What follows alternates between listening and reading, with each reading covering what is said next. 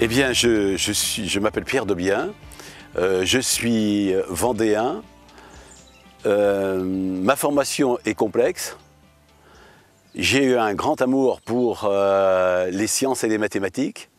Et c'est pour ça, certainement, que je me suis consacré presque essentiellement à la culture.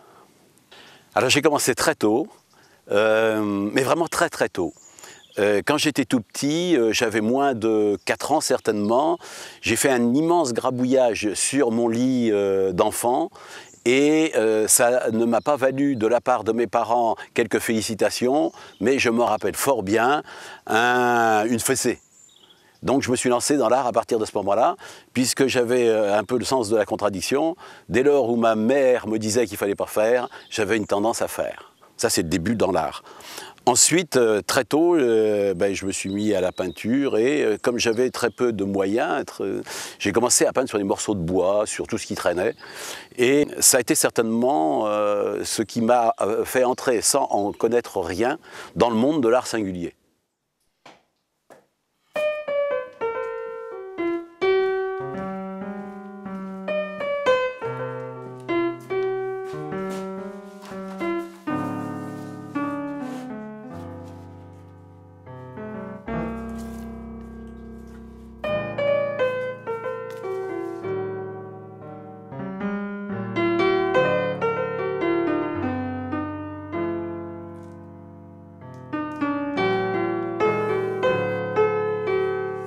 C'est quelque chose qui est pour moi obligatoire. Il faut que je dessine des choses comme ça, là, il faut que je fasse ça tous les jours, il faut que j'en fasse une dizaine, sinon je ne suis pas bien. Voilà, c'est comme quelqu'un d'autre fait son jardinage. Moi, ce sont des dessins. Voilà. Sur les noirs et blancs, c'est un nouveau travail que j'ai commencé il y a un mois peut-être, quelque chose comme ça. Et mon idée, c'est de resituer dans le noir l'ensemble de mes petits fantasmes sur cette espèce d'écran particulier.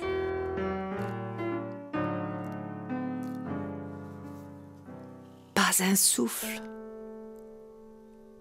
Les poissons sont l'une. Tes lèvres encore rouges. Ma manière de travailler est fonction, quelque part, d'une sorte de philosophie, c'est un grand mot, hein, que je peux avoir de l'existence. Et puis aussi, une manière d'intégrer l'histoire qui est celle de ma vie dans les œuvres. Et quand je dis celle de ma vie, ce n'est pas celle de ma vie au sens strict, à savoir moi, par rapport, etc. C'est celle de ma vie, c'est-à-dire moi, dans le contexte historique dans lequel nous sommes. Alors, une des choses qui me parle le plus, c'est l'évolution de la condition de l'homme, je dis bien du mâle, homme, dans l'univers, entre le moment où j'étais jeune, où cette place était quelque part proche du mâle dominant, et la situation actuelle où, quelque part, alors je sais, je vais m'attirer à un certain nombre de critiques, mais quelque part où, si rapidement, nous sommes passés dans une situation de la femme dominante. Elle, c'est la femme, la mère, celle qui ne parle pas, mais celle qui n'a cessé de perpétuer les histoires, celle qui est la seule à porter un vrai nom, la terre-mère.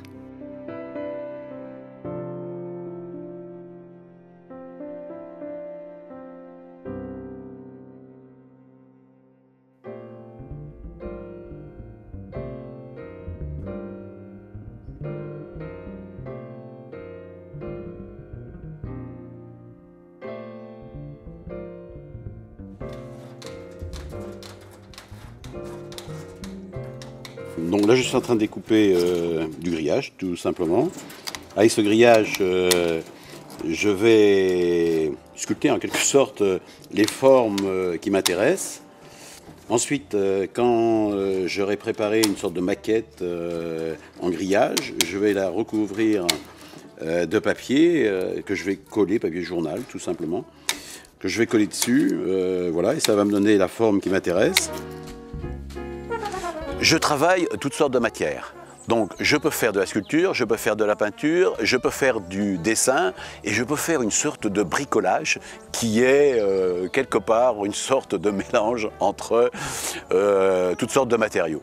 Je m'inspire beaucoup de des sculptures traditionnelles, que ce soit celles que l'on trouve dans les sculptures africaines, où j'y vois un rapport très simple et très facile avec la sculpture hellénistique, par exemple. Mais j'y essaie, dans ce que je fais maintenant, j'essaie d'y incorporer des matériaux un peu différents. Mon objectif n'étant surtout pas de participer au marché de l'art, mais mon objectif étant d'aller plus loin. Qui suis-je? Un petit rien sorti d'un œuf gros comme ça. La nuit, allumeur de réverbères, détrousseur d'étoiles et grands prédateurs. Le jour, flibustier des mers chaudes, moissonneur de couleurs, arpenteur des sables et vanneur de leurs mirages.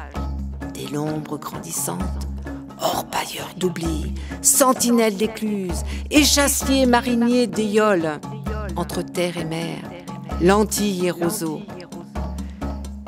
Je suis né avec une seule tête pour penser comme tout le monde. On a voulu la couper et les deux autres ont poussé. Une pour rêver, une pour créer. Mes têtes sont devenues figures de proue et j'ai chanté le futur. Mes queues brisent l'âme et j'ai pleuré le passé. Quand mes ailes toucheront terre, je tuerai le présent. Je ne suis ni l'hydre, ni Cerbère. Je pense, je rêve, je crée, donc je suis. T'es un drôle d'oiseau. Avec mon épouse, Annick Debien, on travaille très souvent ensemble. Parce qu'on partage un certain nombre de projets, parce qu'on partage un certain nombre de thèmes, et parce qu'on se divise sur le fait qu'elle est une femme et moi je suis un homme. Ce qui fait qu'il m'arrive d'avoir une lecture sur mon travail, et en conséquence, il lui arrive d'avoir sa lecture de mon travail. Très souvent, il y a quelque part, non pas un hiatus, mais il y a un enrichissement au travers sa lecture. Quelquefois, il y a du reste des contradictions terribles. Et on n'est non pas amené à nous disputer, mais on est amené à disputer de ce qu'elle écrit ou de ce que moi je pense. Quand les serpents se font trombone à coulisses, les guitares fourmillent en crinoline, les clarinettes florentines ou sauvagines, les contrebasses cigales en tarentelle et les choras cresserelles en ribambelle, les tubas éléphants et les banjos goélands, les saxos, asphodèles ou bartavelles, les violons, sauterelles, tourterelles ou chanterelles, les trompettes, amaryllis ou liserons, les accordéons, chenilles ou papillons, les cymbales, menthes, mandoles ou méduses et les batteries, ouvertures ou fermetures d'écluses. Quand, devenu fou, allié et délié la couleur, tu as vendu sans rancune ton âme au jazz. Qu'est-ce qui m'anime ? Parce que, très simple, ce qui m'anime, deux choses. Aimer, j'aime, j'ai envie d'aimer, j'ai une espèce de quête d'aimer, du bonheur, d'une part, et puis d'autre part, une forme de colère. Je suis sans arrêt en colère contre tout, rien, les informations, les nouvelles, comme on disait jadis, la manière dont certains déroulent les choses de la culture, sur l'évolution des savoirs, de notre connaissance, de de tout ce que, de l'éducation telle qu'elle est en train, quelque part tout de même, de s'effondrer dans notre pays et puis pour une grande part sur notre, enfin, dans notre civilisation occidentale.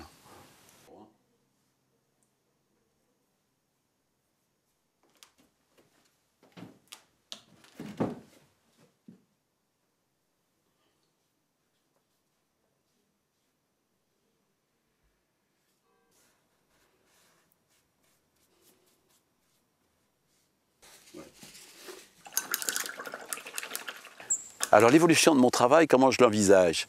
C'est très compliqué. Je veux toujours toucher à toutes les matières qui se présentent devant moi. Et il y a deux manières, pour moi, de continuer. D'abord, surtout pas refaire ce que j'ai déjà fait. Donc je pousse ce que j'ai fait comme dans une sorte de logique, en allant un peu plus loin, à savoir si je développe le thème de tel animal, je vais aller au-delà pour essayer de le décomposer de telle et telle manière. Ça, c'est, je dirais, une sorte d'évolution logique du travail. Et puis, il y a une sorte d'autre évolution qui est par contradiction. Hein, je dirais dialectique, si on parlait bien, hein, comme les philosophes. À savoir, je fais quelque chose, donc je vais faire le contraire de ce que j'ai fait. C'est-à-dire que je me remets systématiquement en cause, je ne suis jamais content de ce que je fais, je trouve toujours que quelque part, cela mérite largement d'être dépassé. Alors je suis toujours dans comment je vais pouvoir dépasser mon boulot, puisque je ne suis pas satisfait. Des battements d'ailes. L'arbre tangue, il est des terres d'asile, les carapaces des tortues des oiseaux. Je jongle avec le temps, je jongle avec l'espace. Encore les hommes et les femmes, s'ils n'avaient peur de voir les je suis de écailles partout lézarder leurs serments, et de nulle part. comme des blessures. Peur de se prendre une dernière fois j'apparais, les pattes dans les serpents je disparais. de leurs étranges voyages. Comme peur de chanter et danser. Je suis le marieur et l'arrangeur, jusqu'à plus son, les oiseaux à contre-vent, à contre-sens, à contre-temps. Je suis le magicien.